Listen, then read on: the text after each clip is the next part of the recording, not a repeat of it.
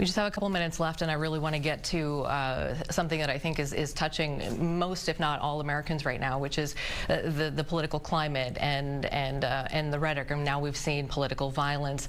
Obviously, the Hortmans, that hit so close to home for you and many others here in Minnesota. And then we see what happened with Charlie Kirk and the assassination there.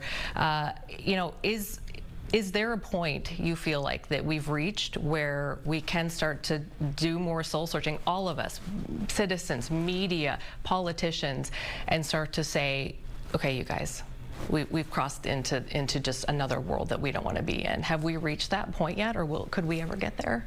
Well, first off, on Melissa and her husband and on the Hoffmans, John and Yvette, believe it or not, they're Democrats, I'm a Republican, they're friends. Melissa and I were elected together back in 2004. We took office together in the legislature in 2005. I have one daughter. When I had her down to visit and see what goes on at the Capitol, I wanted her to meet some powerful women that are strong leaders. One of the ones I went to was Melissa. She could not have been more gracious.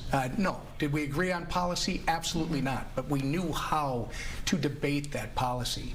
This thing last week, it's more than just tragic.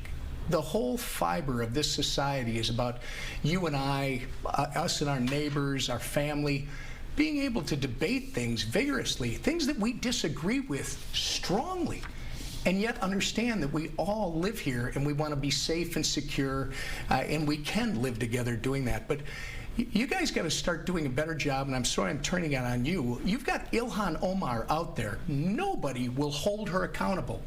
This is a problem on the left. I could not believe. I was a co-author of the resolution on Melissa Hortman. I totally support rejecting any political violence. Last week, we had a vote on the Charlie Kirk assassination that literally renounced any form of political violence, no matter who's involved.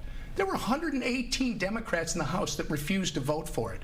58 of them voted no. I think 38 of them voted present.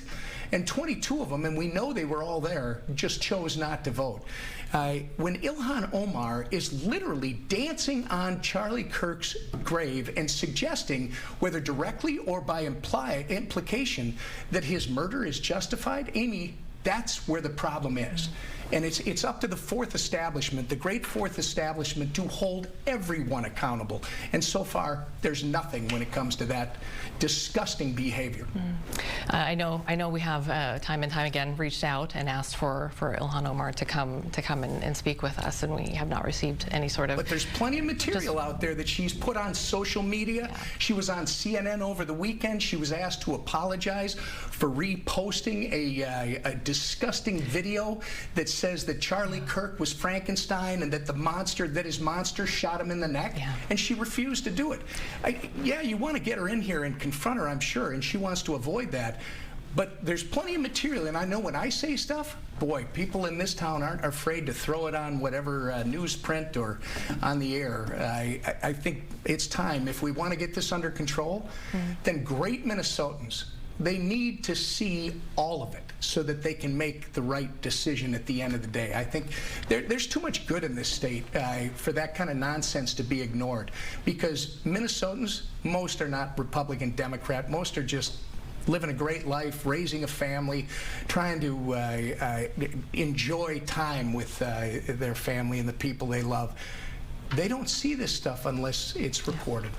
Congressman, we are out of time, and I want to be respectful of your time. Can we continue this conversation probably via Zoom if you're headed back to D.C. at some point? Because there's a lot more that I wanted to get to here. We had a couple viewer questions as well that I wanted to work in there, things that people want to know about. So I would love to, Amy. I would love to. Always, I would rather do it in person, but I know the schedule sometimes just doesn't work. And congratulations, by the way, on the streaming and starting to like grow this great Amy Hockert presence. Oh, well, thank you. Yeah, it's hopefully an opportunity to have just live, candid conversations with folks, and you know, and maybe along the way we can humanize some people too, on all sides of the aisle, right? We can do that as well. Thank you, Congressman. Really appreciate your time today. Thank you.